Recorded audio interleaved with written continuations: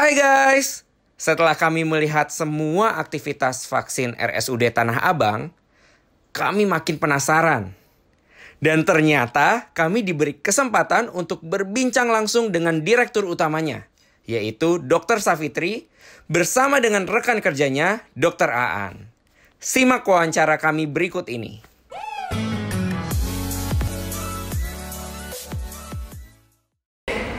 Kita hari ini udah ngeliput dari pagi, kan RSUD bener-bener smooth.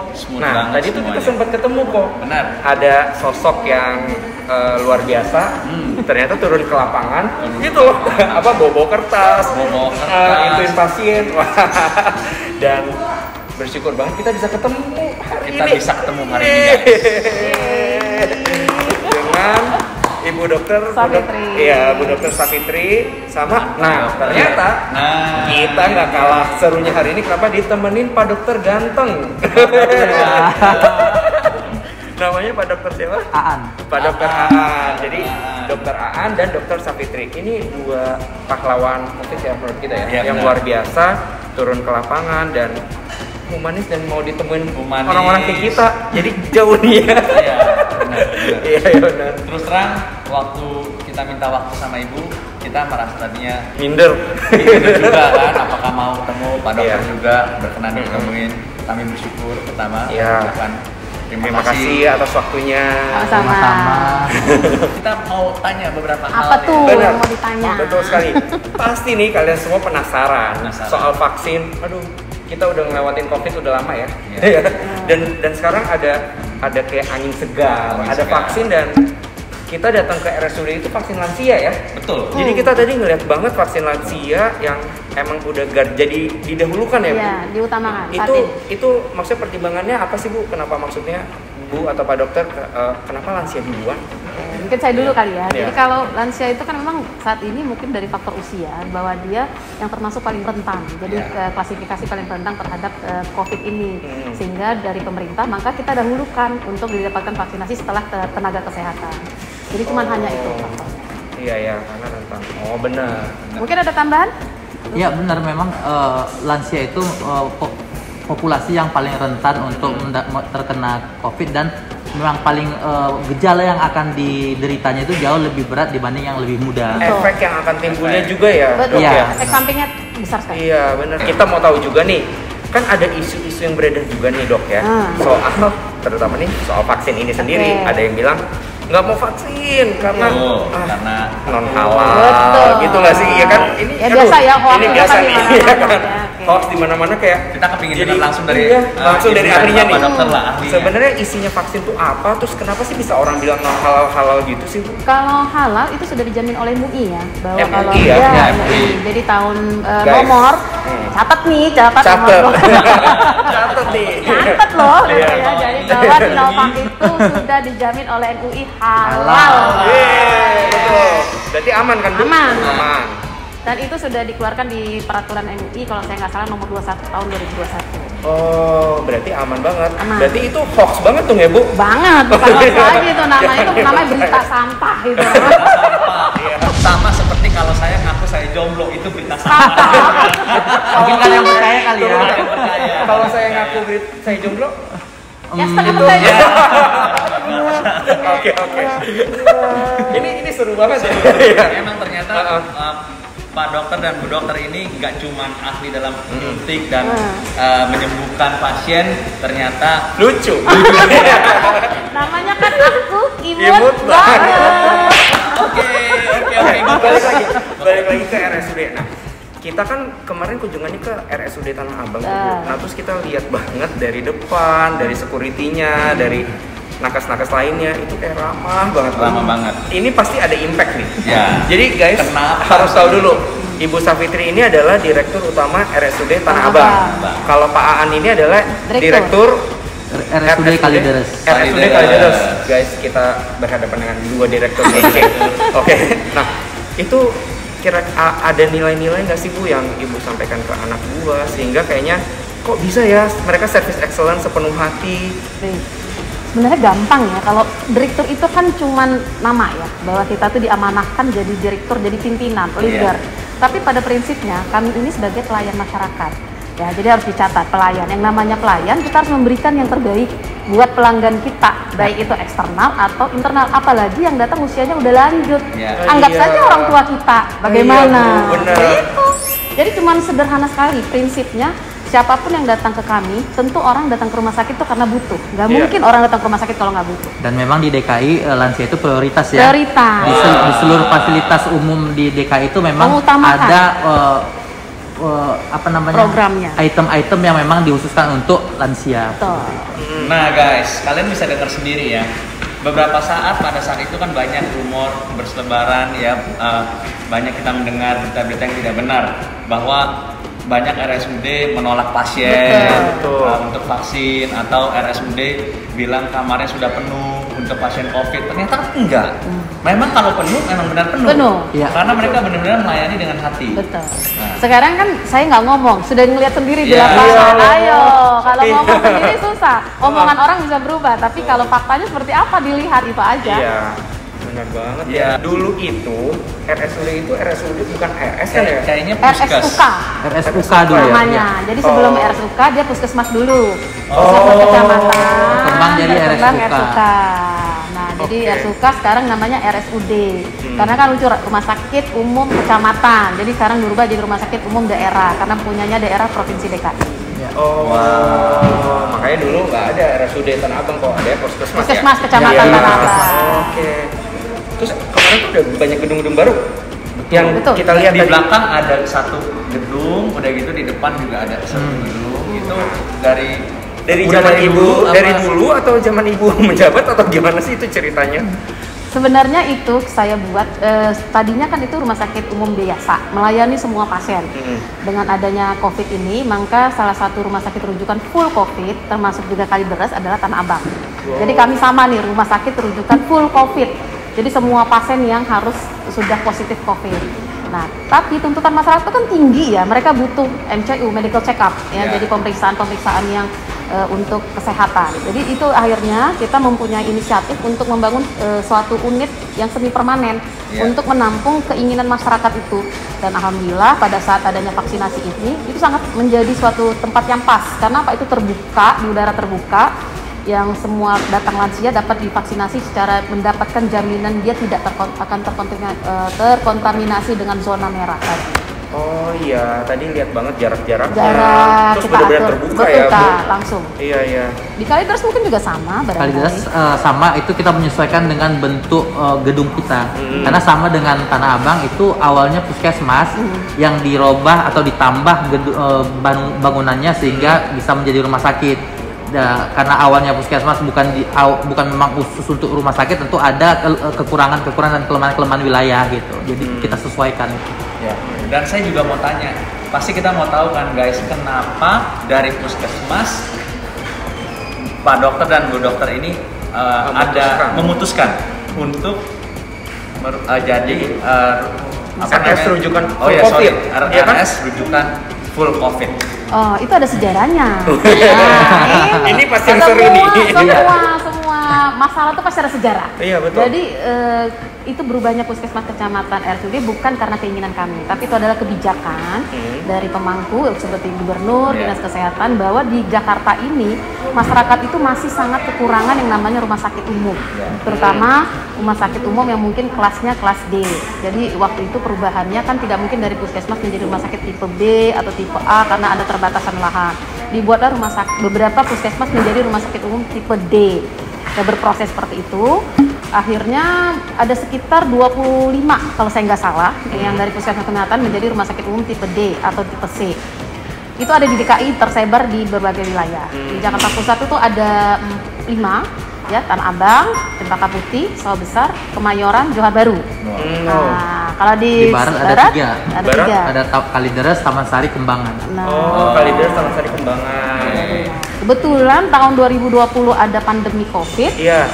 akhirnya dalam hal ini Kementerian Kesehatan dengan pemerintah Pemprov DKI memutuskan beberapa rumah sakit menjadi rumah sakit rujukan, tadinya awalnya jejaring, kemudian menjadi rumah sakit rujukan full COVID karena tadi ketersediaan bednya dan memang untuk konsentrasi penanganan COVID seperti itu. Jadi lebih cepat juga Betul, ya. jadi tidak berbaur dengan pasien lainnya. Iya. Jadi apa memungkinkan, misalkan ini pertanyaan enteng aja Oke. ya, Pak Dokter, Bu Dokter. Jadi Iya. kalau misalnya pada saat itu Bapak atau Ibu memutuskan untuk nggak mau kita memutuskan tetap kita nggak mau menjadi rujukan full COVID. Itu sebenarnya pilihan ya. Cuma karena kita memilih untuk melayani masyarakat yang memang Jakarta itu tempat yang banyak dan kita prediksi akan banyak, ya kita harus ke arah situ gitu. Kita harus memberikan pelayanan itu. Ini good insight nih. Ini Berarti good insight sebenarnya dia Bapak dan Ibu dokter bisa milih. Bisa milih. Iya kan? Guys, bisa Tapi milih. dengan karena kan full COVID kita tahu lah Bu. Nah, Maksudnya kan resiko. berarti resikonya saya tuh berasanya wah gila masuk situ. Berarti kan resikonya tinggi, tapi kan berarti Bapak dan Ibu mengambil keputusan untuk jadi full COVID juga pasti ada apa ya? Apa sih yang bikin hatinya tergerak misalnya gitu? Benar. Pertama mungkin kita berprinsip bahwa kami ini pelayan. Jadi pelayan itu already siap-siap. Apapun yang terjadi kami harus siap mengambil alih ya. Yang kedua, profesi kami sebagai tenaga kesehatan tentu tidak bisa mendina itu. Sebagai kami profesi, kami wajib ya wajib sebagai sumpah kami sebagai dokter, sebagai nakes lainnya kami wajib melayani. Ya, jadi kalau saya berpikir pada saat saya ditunjuk rumah sakit rujukan full itu, saya malah lebih syukur karena saya konsentrasi betul-betul terhadap layanan COVID. Kalau nanti dia tidak berbaur, malah saya lebih bingung memisahkan areanya. Ya kan, kemudian kelengkapan sarana prasarana itu menjadi tujuan, SDM-nya juga, dan alhamdulillah itu tercover semua. Jadi alasan apa kami menolak? Coba kasih saya satu alasan kenapa kami harus menolak. Iya benar. Gimana Pak Dokter? Kalau kita di Kalideres, kita dulu mengajukan diri untuk jadi rumah sakit COVID. Karena kita di awal dulu itu memang daerah kita itu daerah yang berbatasan dengan daerah lintas batas. Kita kan di ujung tuh ya, ujung Jakarta ya, lintas batas. Kemudian kita menjadi pintu masuknya orang-orang luar juga. Sehingga waktu itu kita berpikir Cengkareng kan dikembangkan tuh, RSUD Cengkareng. Pikir-pikir kalau daerah situ adalah banyak orang yang ekonominya lebih tinggi dan mobilitasnya lebih ini, pasti akan menjadi tempat yang berkembang kasusnya banyak. Makanya waktu itu kita ajukan supaya kita didulukan untuk menjadi rumah sakit full COVID. Dan memang kenyataannya seperti itu ya Pak Dokter? Iya, di awal-awal dulu daerah Kalideres itu paling tinggi. Ya, awalnya tinggi. Klaster-klaster juga banyak, ada klaster beberapa tempat ya. Dulu kalau tahu kasus awalnya seperti itu dulu. Iya. Nggak gampang, tapi ternyata asal punya niat ya, kayaknya ya Bu ya, niat sepenuh hati kali ya. Yang penting di hati kita melayani. Iya kayaknya ini nih, aduh udah bagus banget. Jadi niat semua perbuatan itu ada niat. Betul. Jadi kalau niatnya sudah kita tekad dan niat dan tekad pasti akan hasilnya bagus. Iya, oke. Gini, tadi kan kita ngomongin vaksin halal non halal. Nah, sebenarnya Bu ada nggak sih penyakit-penyakit tertentu yang jadi pantang? Oh ini nggak boleh vaksin loh. Gitu. Jadi ada nggak sih penyakit pantangan? Iya. Gampangnya gitu. Itu artinya yang kontraindikasi vaksin ya. Ya. Sebenarnya kan proses vaksin ini kan kita ada meja 1, meja 2, meja 3 dan meja 4. Nah, di meja 1 itu melihat kondisi pasien saat itu, memenuhi kriteria untuk diberi vaksin atau tidak, seperti tekanan darah ya, kondisi yang lain-lainnya. Kemudian dia pindah ke meja 2, di situ nanti ada tools tanya jawab, screening namanya, dan disitulah ditanya penyakit-penyakit yang kontraindikasi apakah diderita atau tidak, seperti ada HIV, kanker, jantung, dan autoimun dan lain-lainnya. Nah, itu menjadi penilaian apakah bisa lolos untuk mendapatkan vaksin atau tidak. Nah, untuk lansia ini biasanya ada saja yang tidak lolos untuk pemberian vaksin, entah tensinya lagi tinggi atau penyakit yang dideritanya. Dan itu biasanya kemungkinan tunda, kemungkinan tidak diberikan seperti itu. Oh, ada kemungkinan tunda. Iya. Terus kenapa sih Dok harus 2 kali? Iya.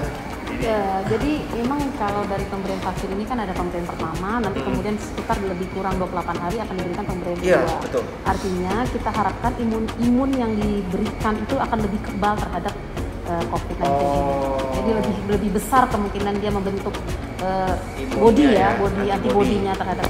COVID-19. Berarti biar lebih kuat. Betul. Kan itu tentunya semua vaksin itu kan dari database penelitian ya. Iya. Jadi kapan sih vaksin ini pantas diberikan? Kan seperti itu. Ada yang bisa 4 kali, ada yang bisa 2 kali, tapi untuk naik COVID-19 2 kali. Oke. Jadi untuk bapak, ibu, opa, oma, kakek, nenek semuanya yang mau vaksin jangan ragu. Betul. Nggak mungkin diberikan vaksin kalau memang Tidak ada penelitiannya. tidak ada. Betul. Dan kalau ada penyakit ini itu pasti di screening dulu. Betul. Nggak main di vaksin. Betul. Nggak main ditusuk. Nggak main Betul. Karena kalau main itu saya duluan yang lari. Karena saya orang kedokteran, saya duluan yang lari. Ingat. Ya, udah gitu nih, kayak tadi nih ya. Saya kan kasih KTP dong. Betul. Bu dokter, Iya. saya kasih KTP. Udah gitu saya bilang, Pak ini vaksin lansia. Saya bilang 20 tahun saya, 20 tahun lagi saya lansia. Tetap nggak boleh loh, Bu. Kenapa Bu ya? Betul. Oh, berarti kalau Bapak tadi saya berikan vaksin ya berarti Bapak mengambil hak orang lain. Waduh. Iya benar loh. Saya 30 tahun ini lagi. adalah periode lansia dulu yang Lansia 60 ke atas. Lansia dulu. Nanti Kan pasti ada- kebuka ya. Pasti ada saatnya. Pasti ada saatnya. Jadi nggak usah berdesak-desakan. Nggak perlu, atau nggak perlu. kuburan untuk Jadi vaksin, ya. jangan jadi seperti apa ya kalau dapat kayak anak kecil tuh ya dapat mainan, nggak Rebutan usah, gitu ya. gitu loh. Karena ini memang sudah diprogram dengan baik oleh pemerintah. Tidak ada yang perlu dikhawatirkan. Pasti kalau memang slot vaksinnya banyak, kemudian itu sudah diatur tatanya pemberiannya apanya, jadi nggak usah terlalu berlebihan. Wow. Penasaran lagi. Apalagi? Kalau yang isu-isunya nih, bisa nggak sih kita bayar buat dapat vaksin? Maksudnya gini loh, didahulukan jadi kayak pungli-pungli gitu loh. Oh. Ini kan misalnya nih, aku belum, saya kan masih 40-30 tahun lagi jadi 60 tahun, tapi saya bayar deh Bu. Menarik, Iya. menarik. Saya bayar deh Bu, biar Boleh saya dong bisa kita dapat tahu ya. vaksin. Sangat menarik. Kalau itu namanya in case ya, memungkinkan bisa saja namanya oknum, tapi aturannya tidak boleh. Karena kalau memang itu dibolehkan, tentu saya orang nomor 1 paling kaya. Lumayan ya. Lumayan. Jadi orang Satu nomor mami. 1, orang nomor 2 Dua, ya. 3, 4, kita bagi-bagi. Iya. Jadi Gampang. pada prinsipnya kan itu tidak diperkenankan, sehingga itulah fasilitas dari negara buat rakyat. Betul. Gratis, tis. Tis, gratis. Jadi kalau misalnya diminta bayaran, hati-hati. Jadi jangan melihat uniformnya, tapi Iya. itu adalah oknumnya. Oknumnya bener Iya. Bu, bener. Tapi kalau ada yang begitu, ada Laporkan channel saja. untuk melaporkan ya? Laporkan. Kita ada Oh channel. gitu ya. Kalau ibu tiba-tiba dapat anak buahnya ibu ada Ya, yang kayak gitu, misalkan ibu apa yang ibu lakukan nih? Nomor Sama 1 bapak ibu. Betul. Iya. Tentunya ada secara hukum ya, Iya. secara hukum kedinasan. Tentu kita akan melihat dulu apakah benar, kita konfirmasi, Iya. kita klarifikasi. Kita kan tidak bisa orang kan bisa bilang katanya. Katanya. Tapi apakah betul? Nah, Perlu klarifikasi ya. iya, perlu klarifikasi. Investigasi. Investigasi sih benar. Jadi nggak main asal Nggak juga main. ya. Nggak Nggak main Just, asal kita dengar. tidak boleh salah senjata. Kita kan ada aturan-aturannya. Nggak boleh itu loh, apa asal nuduh. Fitnah. Fitnah. Bahaya itu. Kita lanjut lagi. Oke. Saya dari tadi habis lihat Pak Dokter, saya lihat perut saya. Perut saya. Gendut juga sebenarnya ini. Cuman bajunya ketat Pak. Oh, iya. Kalau kita pakai baju ketat lemak semua isinya. Oke. Lain kali cari narasumber emang mesti yang ganteng Iya. ini. Biar ditonton juga. Dia ditonton. Juga gitu ya. Nilai plus ya. Iya. Nilai plus deh. Pak Dokter udah, mohon maaf ada. Sudah pasangan. Oh, sudah nggak bisa dipromoin. Guys, sorry, dia bukan jomblo. Boleh ganteng tapi bukan jomblo. Iya. Jomblo di belakang saya. Nah, kita akan coba bikin game. Gak cuma ada rapid test, tapi kita juga ada rapid question. Iya, bareng Bu Dokter dan Pak Dokter. Ini jawabnya harus barengan. Jadi nanti kita lihat nih, nggak usah chemistry kali ya, lihat aja yang kira-kira matching yang mana ya. Jawabnya harus cepat, nggak boleh pakai mikir ya Bu ya. Nggak boleh Pak, mikir. nggak boleh pakai mikir. Oke, yang pertama, mie goreng atau mie rebus? Goreng. Oke, sama. Ya. Kedua, kopi atau teh? Kopi. Yang ketiga, air panas air dingin? Panas. Oke. Good. Keempat, WC duduk WC jongkok? Jongkok. Iya. Terus yang kelima, drakor atau sinetron? Drakor. Wih. Terus, celana pendek celana panjang? Panjang. Oke, bubur diaduk nggak diaduk? Aduk. Nasi uduk, nasi kuning. Uduk. Ya. Sate ayam, sate kambing. Ayam. Oke. Sepatu atau sendal? Satu. Basket atau sepak bola? Basket. Bulu tangkis atau tenis? Bulu tangkis. Oh, yang terakhir nih, ini pertanyaan terakhir ya. Cengkareng Tanah Abang? Tanah Abang.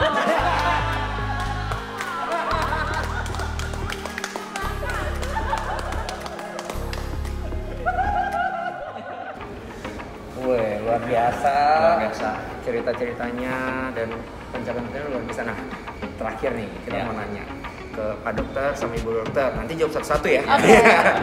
Kayak apa sih saran atau pesan-pesan buat masyarakat nih, masyarakat yang terutama Aibers yang nonton video kita. Pesan-pesan atau pesan-pesan untuk masyarakat terkait vaksin ini. Ya, mulai dari Pak Dokter. Pak Dokter. Duluan ya. Ya, vaksinasi ini kan bertujuan untuk memberikan kekebalan tubuh ya. Secara literatur itu ada namanya herd immunity. Jadi herd immunity itu merupakan salah satu cara bagaimana kita untuk menghentikan satu pandemi.